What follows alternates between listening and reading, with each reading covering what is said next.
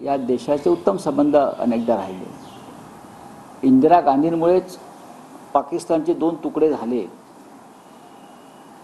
इंदिरा गांधींनी हिंदुस्थानच्या फाळणीचा बदला घेतला आणि पाकिस्तानची फाळणी केली आणि नवीन बांगलादेशची निर्मिती केली।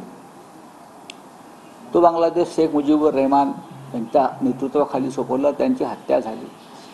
पण बांगलादेश हा कायम अस्थिरच राहिला।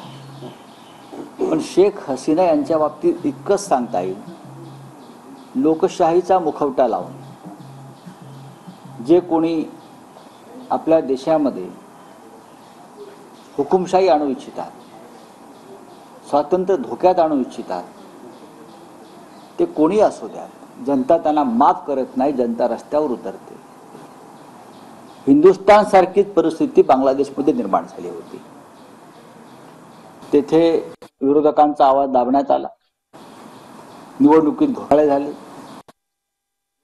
विरोधकांना तुरुंगात टाकण्यात आलं, विरोधकांच्या हत्या करण्यात आल्या, पार्लमेंटमध्ये त्यांचे अनेक भयंकर कायदे करण्यात आले। जनता महागाई बेरोजगारी यांच्याशी लढत राहिली आणि शेख हसीना या प्रधानमंत्री म्हणून अपयशी ठरल्या, फक्त आश्वासनं देत राहिल्या।